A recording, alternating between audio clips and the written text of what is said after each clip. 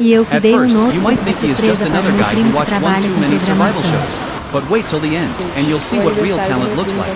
Our story begins with our hero, a man on a mission, wading into the river like he owns the place. He has got that look in his eye, the look of a man who is about to wrestle a fish and win. He meticulously prepares his gear, tying knots with the precision of a brain surgeon. This ain't his first rodeo, folks. With a mighty cast, he sends his line flying. The river is his grocery store, and he is looking for the catch of the day. He moves with the grace of a ninja, hopping across logs and rocks. You can tell his Falei neighbors pra back ele que era home uma probably publi de think he is pizza e nuts que eu for doing precisava this, de amigos but little do they aparecendo. know, he's living Esse é his o meu best primo. life. Suddenly, there is a tug. He wrestles with the line. A silent battle of man versus beast. And boom, he pulls out a beautiful fish, holding it up like a trophy. Winner, winner, fishy dinner. He even catches another one and gently Hora da puts it on a rock surpresa. like a little offering to the river gods.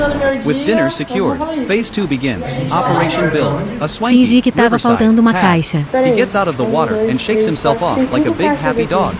First, he finds the perfect spot, a prime piece of real estate by the water. Then he whips out a saw and starts cutting Nervosa. wood like a lumberjack Vou on a chegar caffeine com a buzz. caixa da He is Dell. not just cutting wood, essa caixa he is aqui crafting desse the nome de foundations Davi? of his temporary kingdom. He hammers stakes into the ground, using a big log as Percebendo his que não é mallet. uma caixa de No power pizza. tools, no problem. He builds a sturdy frame, piece by piece, his movements efficient and practiced. This guy could probably A build a carinha rocket ship vermelha. with a toothpick and some dental floss. He hauls logs, stacks branches, and slowly, a shelter begins to take shape. It's like watching a real-life Minecraft session, but with better graphics and more mosquitoes. For roofing, he doesn't use tiles. He uses nature's insulation, moss.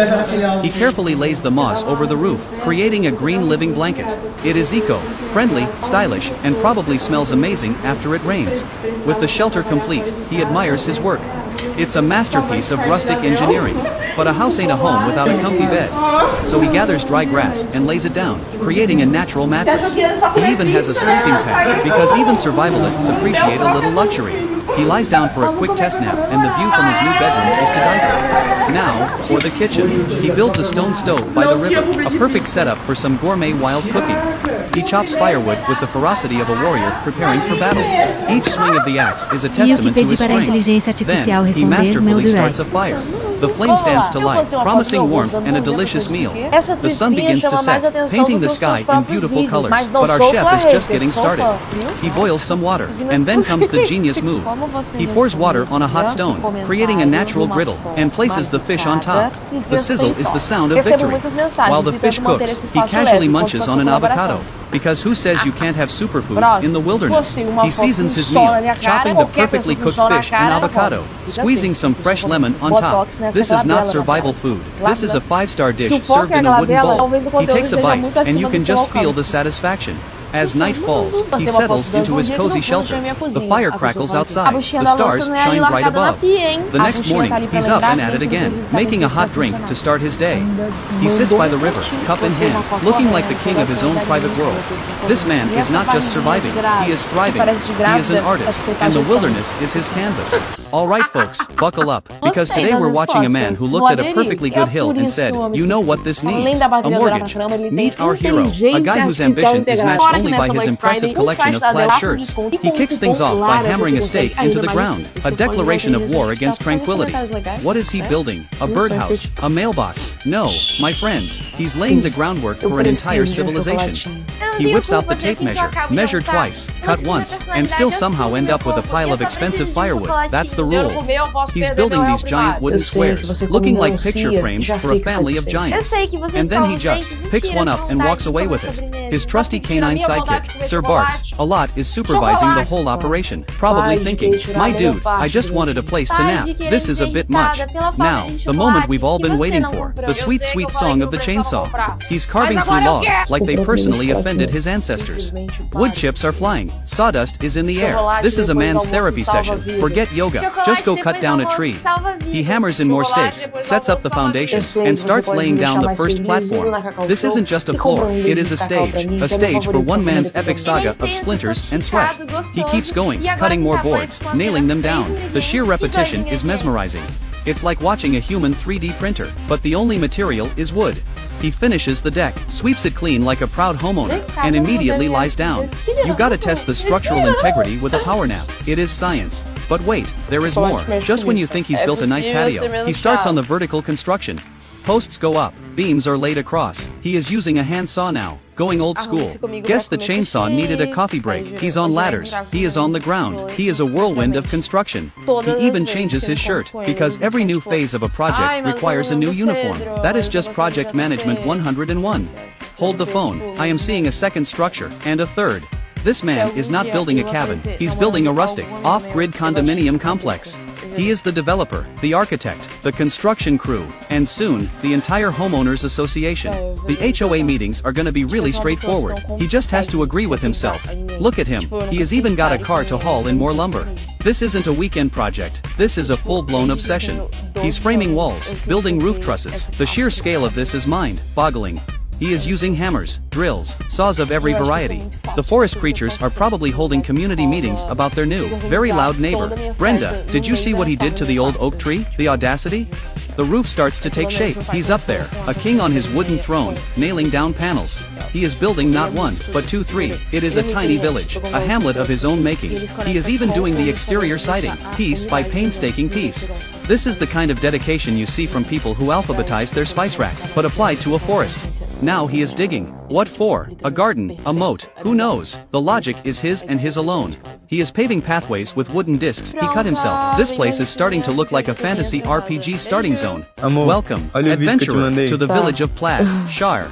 And we're moving inside. The man's not just building a shell, he is creating a home. He's running electrical wires. A bold move for a guy who spends his days hitting things with a hammer. Let's all pray. He knows his amps from his volts. He is putting up interior walls, creating rooms. This is getting serious. He's crafting custom windows from scratch. Who does that? He is making his own windows. My man is out here rejecting modernity and embracing extreme craftsmanship. He's installing flooring. It's probably reclaimed, ethically sourced, gluten, free wood that he whispered affirmations to before cutting. He even builds a bed frame. Of course, he does. This isn't just a place to live, it is a monument to self-reliance. He hangs a curtain, puts a picture on the wall. It's the little touches that turn a wooden box into a home. Oh, and now he's making a door, a full-on, functional door with glass panes. He assembles it piece by piece, then hangs it with the pride of a man who has truly bent nature to his will. He gives it a test open and close. Perfect, now he can lock out. Well, no one, but it is the principle of the thing. The final phase, exterior decoration and landscaping. He is hauling giant rocks to build stairs. My back hurts just watching him. He's building decorative trim, little flourishes to make his wooden empire look even more impressive. He's planting shrubs and laying down sod. He's not just building a village, he is building a neighborhood with curb appeal. He even builds a bench from a log, so he can sit and admire his handiwork. As dusk settles, he drives his car away, then returns as night falls. The lights in his tiny village flicker on. It is a beacon in the wilderness. He walks into his cabin, the lonely king in his self-made castle. He sits down, has a smoke, and probably contemplates what to build next. A post office, a tiny city hall. With this guy, anything is possible. From a single stake in the ground to a fully lit, multi-structure compound. You just have to stand back and admire the sheer, magnificent, slightly insane audacity of it all. Bravo, plaid shirt man. Bravo. All right, buckle up, buttercups. Today, we're watching a man who looked at the modern housing crisis and said, you know what, I'll build my own, with blackjack and, well, just dirt, I guess. This is our hero and his head of security, Sir Barks, a lot, on their way to find the perfect spot to escape from society and Wi-Fi bills. First order of business, aggressive landscaping. He's armed with a machete and the fury of someone who's just been quoted for a garden makeover. Every plant in a 5-mile radius is now on notice. With the area cleared, it is time to break ground, or, in this case, beat the ground into submission with what looks like a pointy stick and an axe. This is the poke and hope method of excavation.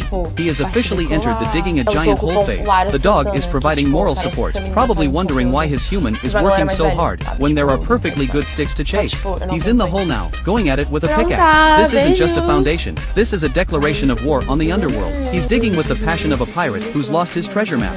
And there it is, one man-sized pit, ready for something. The foreman gives it a quick inspection, his professional opinion. It's a hole. Good job, I guess.